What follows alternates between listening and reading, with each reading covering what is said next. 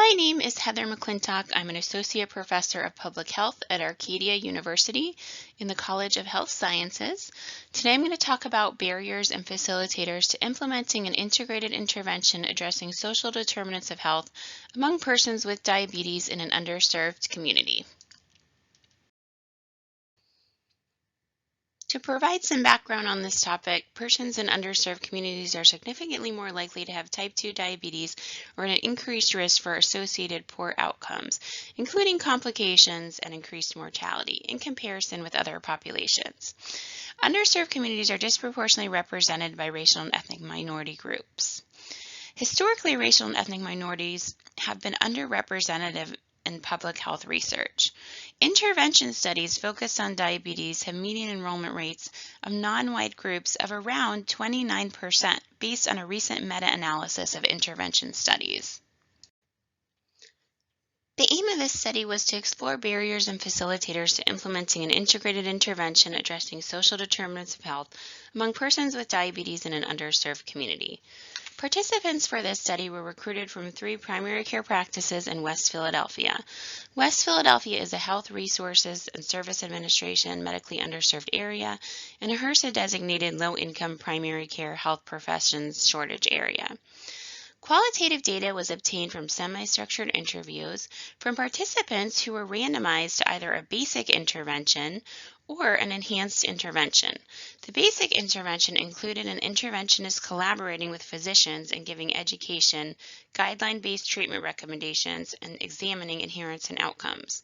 The enhanced intervention incorporated all aspects of the basic intervention in addition to patient-prioritized planning to address social determinants of health. As a part of the enhanced intervention, information about available local resources was given to participants based on their needs, and an individualized management plan was created. Findings from this study were derived from a grounded theory iterative approach in which themes were identified that emerged from the ground and saturation was reached. Here are basic socio-demographic characteristics of our sample. Our average age of our sample was 61.8 years. The majority of persons in our sample self-identified as African American at 44.7%. The next largest group was persons who self-identified as white at 39.5%. And then the other 2 primary groups were people who self-identified as Hispanic and other, both at 7.9% of the sample.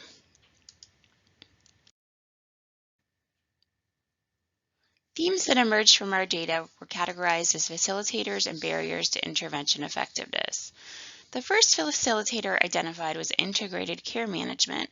Participants emphasized the importance of having access to services that integrated care for both type 2 diabetes and depression in a coordinated way through an intervention. Participants also discussed how important community linkages were. In the enhanced intervention only, they discussed how care that was based in primary care and extended into the community facilitated their improved medication taking, health behaviors, and clinical outcomes. Individualization was another important piece. Participants discussed how individual contact with the interventionist during regular intervals resulted in care management that was tailored to their needs. For social support, some participants, primarily in the enhanced intervention, felt that a combination of the interventionists and their social support networks were fundamental in encouraging and supporting them in engaging in their individualized self-management activities and behaviors. These networks included the interventionists, family members, friends, and persons in their networks. Knowledge attainment was also important. Participants discussed how the interventionists helped to improve their understanding of their prescribed medical regimens and medical conditions through tailored education to meet their needs. Barriers were also identified. Participants expressed how many facilitators were important, but systemic challenges still hindered their ability to obtain needed services and care. Respondents discussed how limited appointment availability and physician shortages made it challenging to obtain needed medical services, particularly mental health care.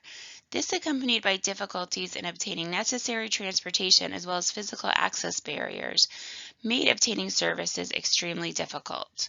A few participants described how navigating many demands for their time and resources made it challenging. Costs and financial limitations were discussed by several participants as limiting their ability to obtain needed medical resources such as medical supplies and attending medical appointments. Here are author information and details. This research was funded by the Center for Anti-Racist Scholarship Advocacy and Action at Arcadia University. Here are author information, so please don't hesitate to reach out to us with any questions.